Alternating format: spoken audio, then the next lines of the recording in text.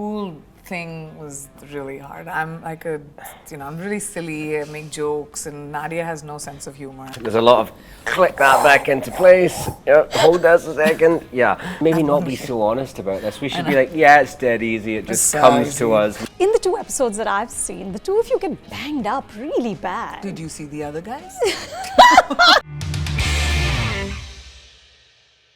Priyanka, Richard, so lovely to have you on Film Companion. What I love about this show is just the idea of it, the ambition of it, the scale of it, to have long-form storytelling with several iterations, which are then cross-pollinating. But my question is, when you're creating something which has to appeal to so many people, does it mean that you have to sort of dilute the intricacy of it, or the intimacy, or the complex nature of telling a story? I think the opposite. In fact, I think there's been a lot of television and film that treat audiences as if they're not as smart as they are, that they can't keep up pace. Hence why we've ended up with kind of generations of people who are on their iPad, their phone, and the TV on. And with this show, you can't do that. We actually ask a lot of the audience. We ask you to keep up. We ask you to suspend your disbelief and go with jumping timelines, jumping between characters who are within the same body. So I think it's ambitious in that new approach to saying, look, audiences are not as dumb as they've been treated. They're actually much smarter. We can do all of this while we're on our phones. So this show hopefully is serving up something that says you don't got time to look at your cell phone while it's happening. You've got to tune in because you don't want to miss the smallest intricacy. Nice. And I think like now the world has become such a small place. Like with streaming coming in, people are watching subtitled movies from all over the world. They're watching different languages without knowing the language. And I think this show really takes advantage of how the world has become smaller and has shrunk. So when you talk about cross-pollinating audiences, that's totally the ambition of the show. And I think that it's necessary now to be able to tell global stories, to be able to connect the world, because the world is already connected. So it's sort of like a reflection of where we are as a society anyway. And Citadel is an agency, an intelligence agency that has an allegiance to no particular country. It belongs to the world, you know, so it had to be done that way. And that's the ambitious nature of it, which is so exciting. Yeah, it is. And I love that moment when a character asks you if you're working for the CIA or for MI6, and you're like, do I look like a girl who plays for the minor leagues? I was like, okay, fab, I'm in.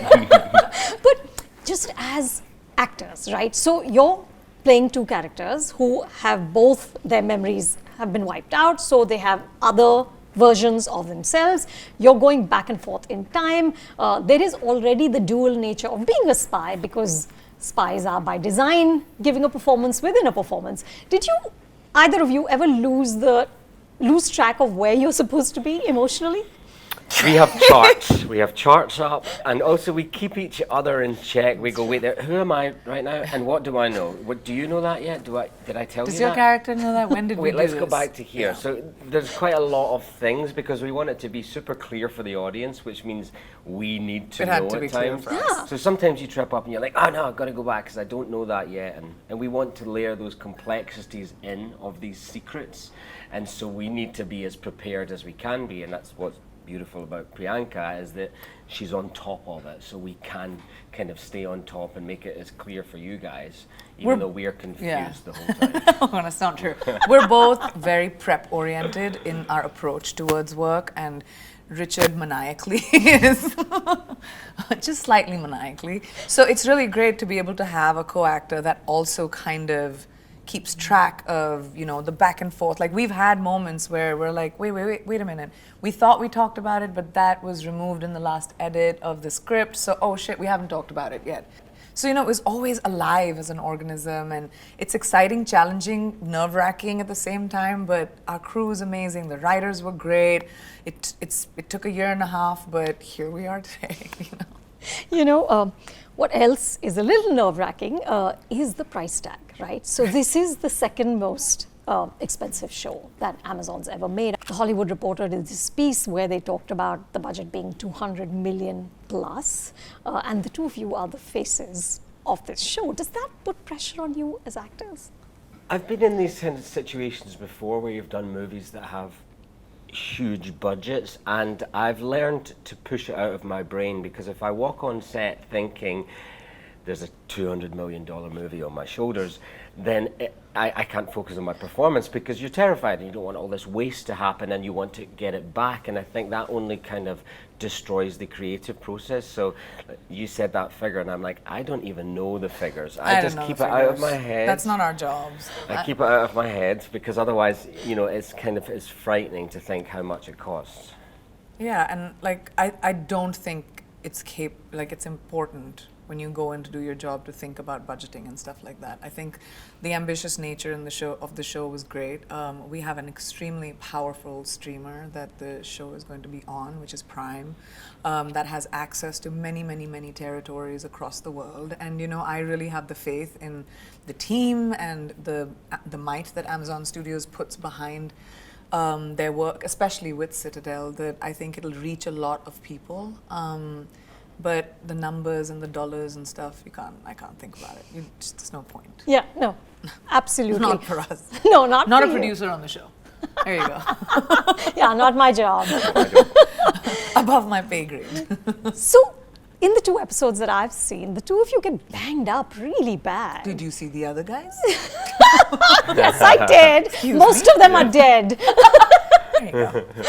But what was that like? Because you look bruised, like really badly beat up. There's a lot of stretching that goes on between takes. There's a lot of click that back into place. Yep, hold that a second. Yeah. Yeah, we got pretty banged up, but then we both trained a lot for it to be as fit as possible, because it's a long shoot and you want to be in it as much as you can. I don't want stunt doubles. You know, there's some things that I'm like, please, you can do that, I'm not going to. But you want to do it so that the director can shoot your face and have you in the frame. It makes it a lot more for the audience to connect to. So we tried to stay as fit as we could and worked. It's kind of much like dancing, I suppose, which I'm not good at, but it's learning this choreography and then trying to bring the characters into it, and then just drinking lots of coffee. You did drink a lot of coffee. Yeah.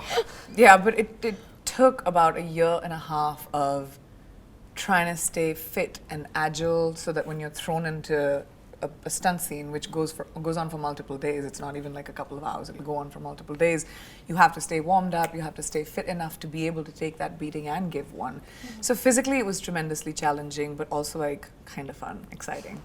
Yeah. Yeah.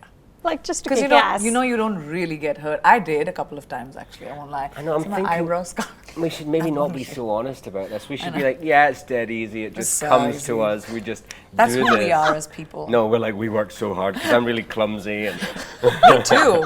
I hit him with the butt of the gun once. It's like, we're clumsy. in real Okay, life. and last question.